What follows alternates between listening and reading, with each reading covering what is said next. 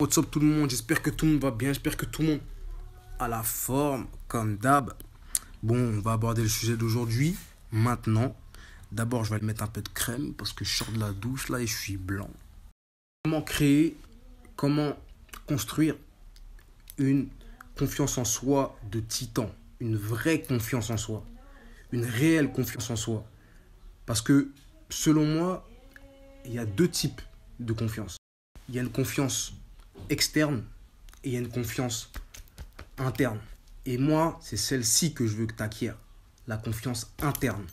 Pour faire simple, la confiance externe, elle s'acquiert grâce au bien matériel, aux compliments que tu vas recevoir d'autrui. Par exemple, admettons que tu as une belle voiture, admettons que tu as des belles chaussures qui coûtent cher, admettons que tu aies beaucoup d'argent, une belle maison. Toutes ces choses-là vont booster ta confiance. Et tu vas te sentir beaucoup plus confiant parce que tu as ces choses-là. La deuxième chose, ce sont les compliments des autres. Voilà, admettons que voilà, tu es quelqu'un qui aime les compliments. Voilà, on te dit que tu es beau, tu es belle, que tu réussis pas mal, tu es excellent dans ci ou ça. Bah, ces choses-là vont booster ta confiance encore une fois. Mais l'ennui avec la confiance externe, c'est que quand ces choses-là elles disparaissent, eh ben, la confiance qui s'acquiert avec, elle disparaît elle aussi. C'est bien différent de la confiance interne qui, elle, s'acquiert quand tu sais qui tu es. Tu la sens, la confiance interne, quand il n'y a personne autour de toi et que tu restes confiant. Quand il n'y a personne pour t'encourager et que tu restes confiant. Quand tu n'as pas les dernières pompes à la mode ou la dernière veste Balenciaga qui coûte 10 000 euros et que tu restes confiant. Ajoute un dernier, quand tu as les poches vides et que tu restes confiant. Maintenant, je veux que tu t'imagines. Je veux que tu t'imagines pieds nus, sans domicile fixe, sans amis, sans personne sur qui compter, sans argent, sans repère. Bon, je vous ai dit que j'allais m'ouvrir un peu plus et me dévoiler un peu plus. Et là, je viens de vous faire une description de moi, SDF. J'ai déjà été SDF, à l'autre bout du monde en plus. Ça n'a pas duré longtemps, mais ça a duré assez longtemps pour que je sache que c'est que de dormir dehors, de ne pas savoir où aller, de errer comme un chien errant, d'avoir personne sur qui compter, que les gens te regardent comme si tu étais de la merde, alors que tu veux que de l'aide. Et c'est une expérience qui m'a forgé encore plus. Et si j'incruste cette histoire-là, à ce moment-là, en parlant de confiance, c'est parce que, à ce moment-là, même quand j'étais dans cette situation, j'ai toujours été confiant et je me suis toujours dit que j'allais m'en sortir. Et pourquoi j'étais confiant? Parce que j'ai l'habitude de me mettre dans des situations inconfortables. Et je pense que c'est de ça qu'est venue la confiance et qui a fait que j'ai pas paniqué. J'ai pas vraiment paniqué. Bon, c'est clair que voilà, j'étais pas au mieux. Mais j'avais toujours la foi en me disant que Steve, tu vas t'en sortir.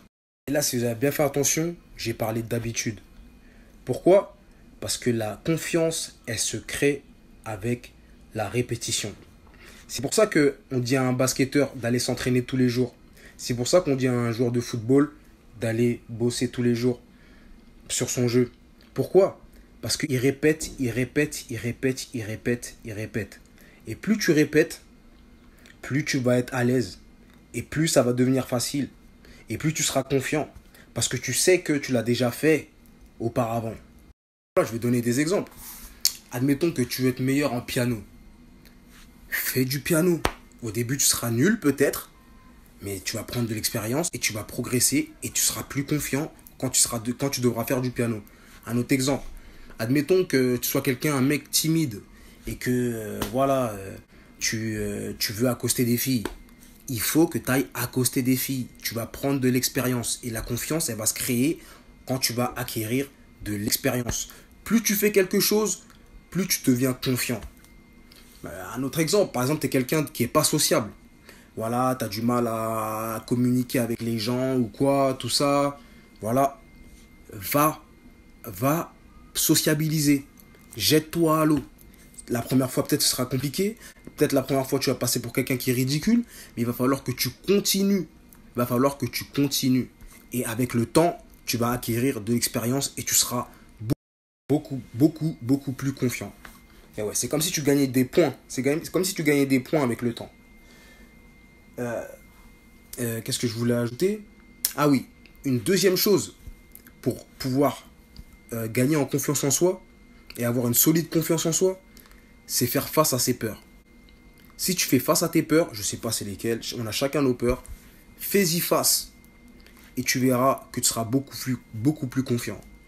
Troisième chose, pour avoir une confiance en soi de titan, améliorer ses faiblesses, travailler sur ses faiblesses.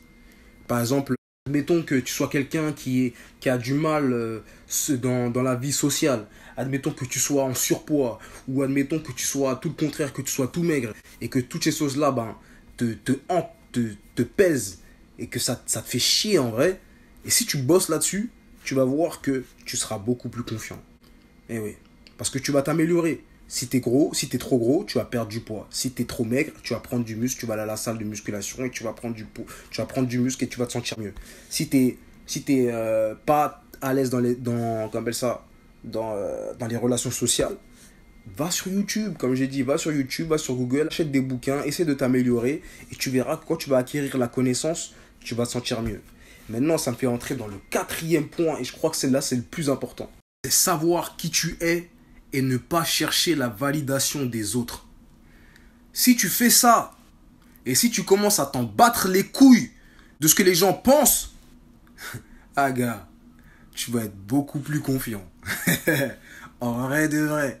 Tu vas être beaucoup plus confiant, tu vas être beaucoup plus détendu, tu vas t'enlever un gros poids sur les épaules. Et la vie, elle sera beaucoup plus relaxe. Et quand tu es relax, tu réfléchis mieux. Ça, je te le garantis. Sois fidèle à toi-même, sois fidèle à tes valeurs. Fais ce qui te plaît. Fais ce qui te plaît. Mais toujours avec du respect. Toujours le respect. Il faut toujours rester respectueux. Mais fais ce qui te plaît. Pense par toi-même et tu verras que la confiance, elle va grandir à une vitesse incroyable. Ce que j'avais dit une fois à un pote, c'était quoi? C'était parce qu'on discutait. Et puis il me disait, ouais, vas-y, elle, on te boit, mais si on n'a pas de bouteille, on va pas serrer de meuf. Et moi, je lui ai dit quoi? Je lui ai dit, eh gars, sois la bouteille, gars. Parce que si t'es la bouteille, t'inquiète pas que les meufs, elles voudront siroter. T'as capté? Donc, base pas ta confiance en toi sur les biens extérieurs, sur les biens matériels, sur les autres. Base-toi sur toi-même. Connais ta propre valeur. Connais ta propre valeur. Et si tu connais ta propre valeur, aie une haute estime de toi-même. Mais il faut que tu répondes à tes attentes. Il faut que tu sois en accord avec toi-même. Si tu es en accord avec toi-même, tu seras beaucoup plus confiant et il n'y aura personne qui pourra te bouger. Parce que tu crois en toi et tu sais ce que tu veux.